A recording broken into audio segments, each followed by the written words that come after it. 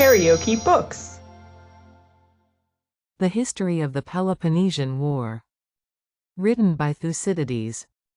Translated by Richard Crawley. Audiobook. Chapter 17. 16th year of the war, the Melian Conference, fate of Melos.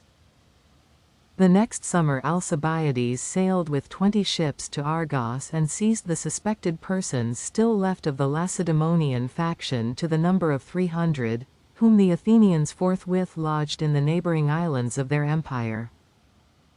The Athenians also made an expedition against the Isle of Melos with 30 ships of their own, 6 Chian, and 2 Lesbian vessels, 1,600 heavy infantry, 300 archers, and 20 mounted archers from Athens, and about 1,500 heavy infantry from the Allies and the islanders. The Melians are a colony of Lacedaemon that would not submit to the Athenians like the other islanders, and at first remained neutral and took no part in the struggle, but afterwards, upon the Athenians using violence and plundering their territory, assumed an attitude of open hostility. Cleomedes, son of Lycomedes, and Tisias, son of Tisimachus, the generals, encamping in their territory with the above armament, before doing any harm to their land, sent envoys to negotiate. These the Melians did not bring before the people, but bade them state the object of their mission to the magistrates and the few, upon which the Athenian envoys spoke as follows. Athenians. Since the negotiations are not to go on before the people, in order that we may not be able to speak straight on without interruption, and deceive the ears of the multitude by seductive arguments which would pass without refutation, for we know that this is the meaning of our being brought before the few, what if you who sit there were to pursue a method more cautious still? Make no set speech yourselves, but take us up at whatever you do not like, and settle that before going any farther. And first tell us if this proposition of ours suits you. The Melian commissioners answered, Melians. To the fairness of quietly instructing each other as you propose there is nothing to object, but your military preparations are too far advanced to agree with what you say, as we see you are come to be judges in your own cause, and that all we can reasonably expect from this negotiation is war, if we prove to have right on our side and refuse to submit, and in the contrary case, slavery. Athenians. If you have met to reason about presentiments of the future, or for anything else than to consult for the safety of your state upon the facts that you see before you, we will give over, otherwise we will go on. Melians. It is natural and excusable for men in our position to turn more ways than one both in thought and utterance. However, the question in this conference is, as you say, the safety of our country, and the discussion, if you please, can proceed in the way which you propose. Athenians.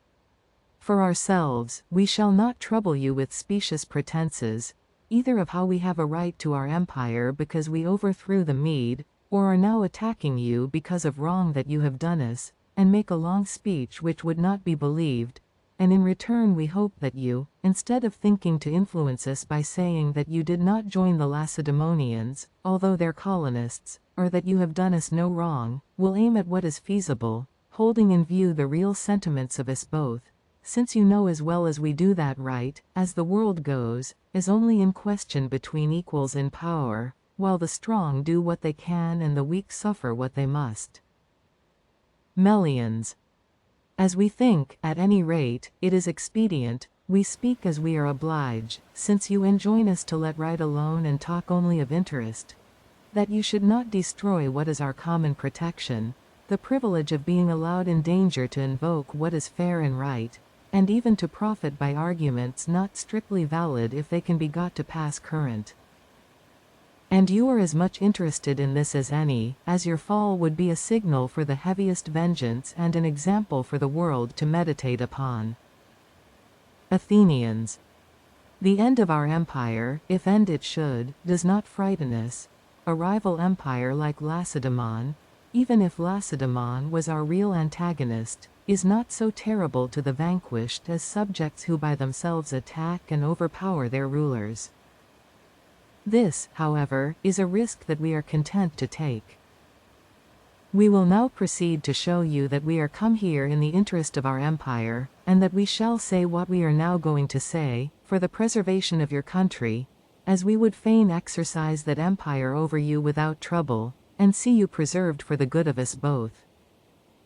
Melians. And how, pray, could it turn out as good for us to serve as for you to rule? Athenians.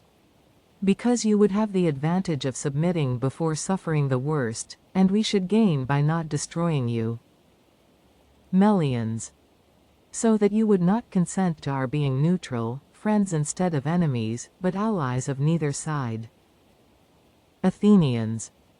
No, for your hostility cannot so much hurt us as your friendship will be an argument to our subjects of our weakness, and your enmity of our power. Melians.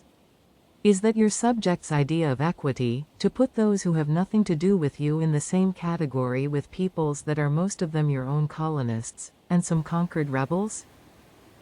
Athenians.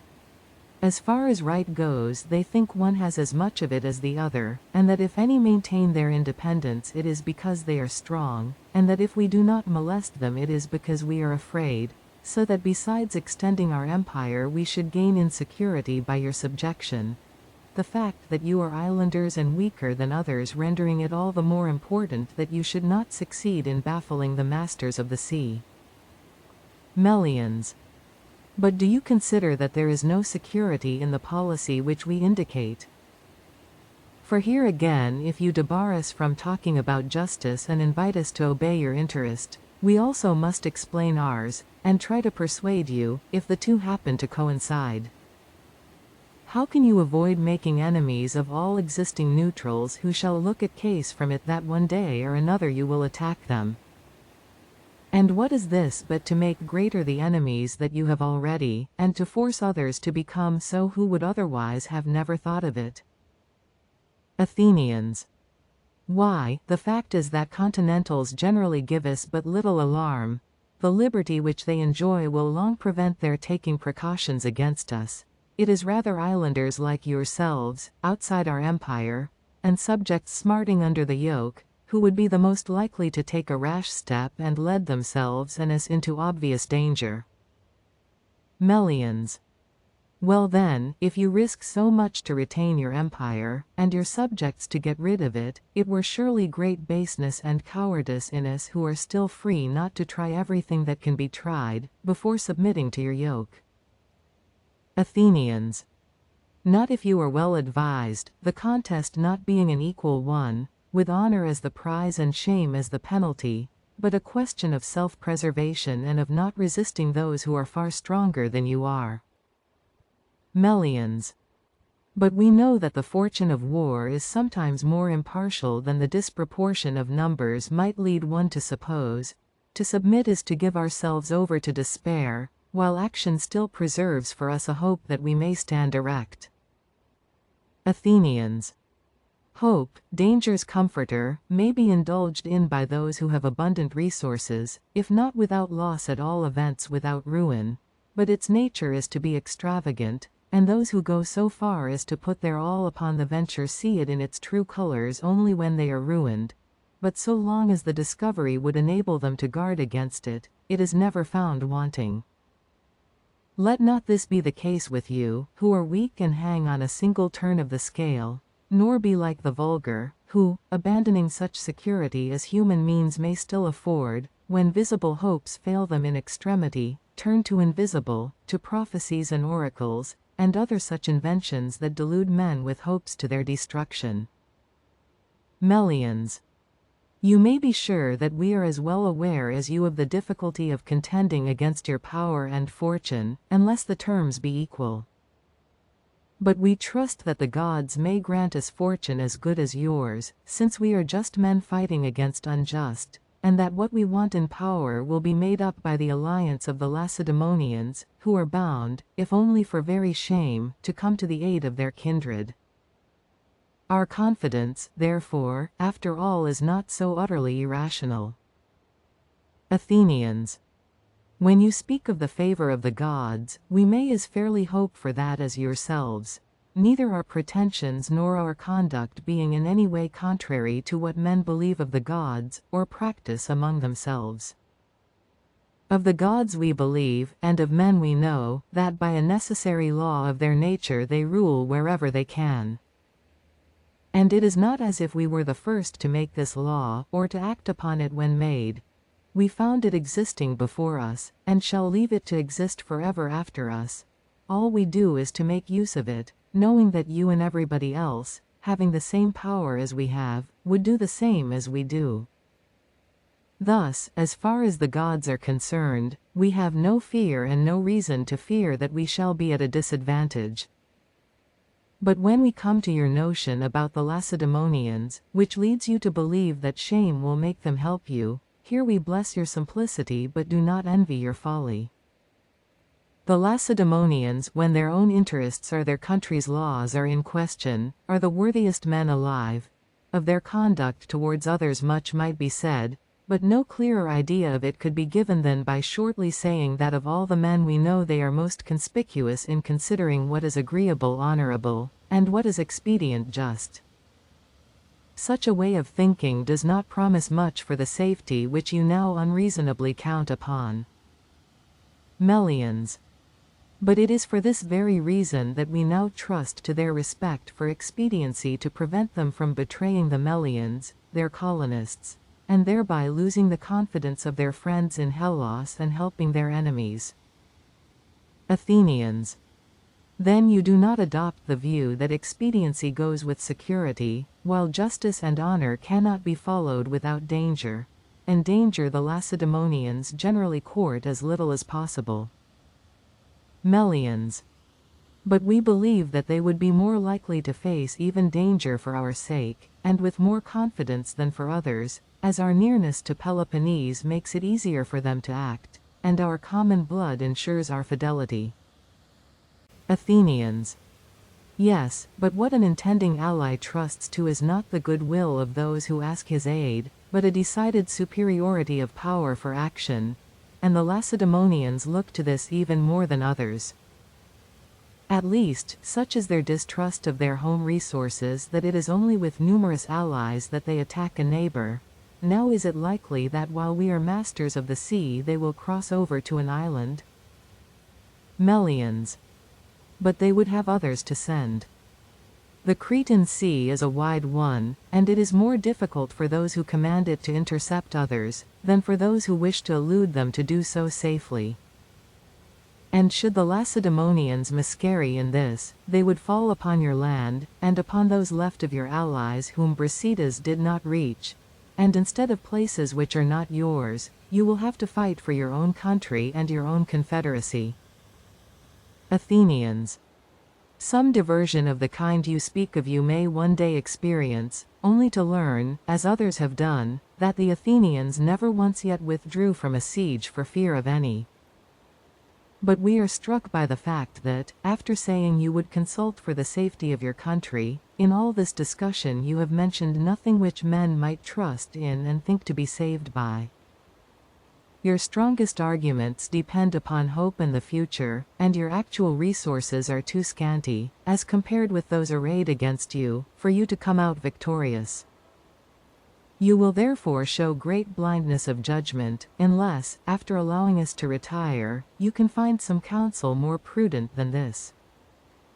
You will surely not be caught by that idea of disgrace, which in dangers that are disgraceful, and at the same time too plain to be mistaken, proves so fatal to mankind, since in too many cases the very men that have their eyes perfectly open to what they are rushing into, let the thing called disgrace, by the mere influence of a seductive name, led them on to a point at which they become so enslaved by the phrase as in fact to fall willfully into hopeless disaster, and incur disgrace more disgraceful as the companion of error, than when it comes as the result of misfortune. This, if you are well advised, you will guard against, and you will not think it dishonorable to submit to the greatest city in Hellas, when it makes you the moderate offer of becoming its tributary ally, without ceasing to enjoy the country that belongs to you. Nor when you have the choice given you between war and security, will you be so blinded as to choose the worse. And it is certain that those who do not yield to their equals, who keep terms with their superiors, and are moderate towards their inferiors, on the whole succeed best. Think over the matter, therefore, after our withdrawal, and reflect once and again that it is for your country that you are consulting, that you have not more than one, and that upon this one deliberation depends its prosperity or ruin. The Athenians now withdrew from the conference, and the Melians, left to themselves, came to a decision corresponding with what they had maintained in the discussion, and answered, "Our resolution, Athenians, is the same as it was at first. We will not in a moment deprive of freedom a city that has been inhabited these 700 years, but we put our trust in the fortune by which the gods have preserved it until now, and in the help of men, that is, of the Lacedaemonians, and so we will try and save ourselves. Meanwhile we invite you to allow us to be friends to you and foes to neither party, and to retire from our country after making such a treaty as shall seem fit to us both." Such was the answer of the Melians. The Athenians now departing from the conference said, "Well, you alone, as it seems to us, judging from these resolutions, regard what is future as more certain than what is before your eyes, and what is out of sight, in your eagerness, as already coming to pass, and as you have staked most on, and trusted most in, the Lacedaemonians, your fortune, and your hopes, so will you be most completely deceived." The Athenian envoys now returned to the army, and the Melians showing no signs of yielding, the generals at once betook themselves to hostilities, and drew a line of circumvallation round the Melians, dividing the work among the different states. Subsequently the Athenians returned with most of their army, leaving behind them a certain number of their own citizens and of the allies to keep guard by land and sea. The force thus left stayed on and besieged the place. About the same time the Argives invaded the territory of Phlius and lost 80 men cut off in an ambush by the Phliasians and Argive exiles. Meanwhile the Athenians at Pylos took so much plunder from the Lacedaemonians that the latter, although they still refrained from breaking off the treaty and going to war with Athens, yet proclaimed that any of their people that chose might plunder the Athenians. The Corinthians also commenced hostilities with the Athenians for private quarrels of their own, but the rest of the Peloponnesians stayed quiet. Meanwhile the Melians attacked by night and took the part of the Athenian lines over against the market, and killed some of the men, and brought in corn and all else that they could find useful to them, and so returned and kept quiet, while the Athenians took measures to keep better guard in future. Summer was now over. The next winter the Lacedaemonians intended to invade the Argive territory, but arriving at the frontier found the sacrifices for crossing unfavorable, and went back again. This intention of theirs gave the Argives suspicions of certain of their fellow citizens, some of whom they arrested, others, however, escaped them. About the same time the Melians again took another part of the Athenian lines which were but feebly garrisoned. Reinforcements afterwards arriving from Athens in consequence, under the command of Philocrates, son of Demeas, the siege was now pressed vigorously, and some treachery taking place inside, the Melians surrendered at discretion to the Athenians, who put to death all the grown men whom they took, and sold the women and children for slaves, and subsequently sent out 500 colonists and inhabited the place themselves. If you liked what you heard, please subscribe to the channel.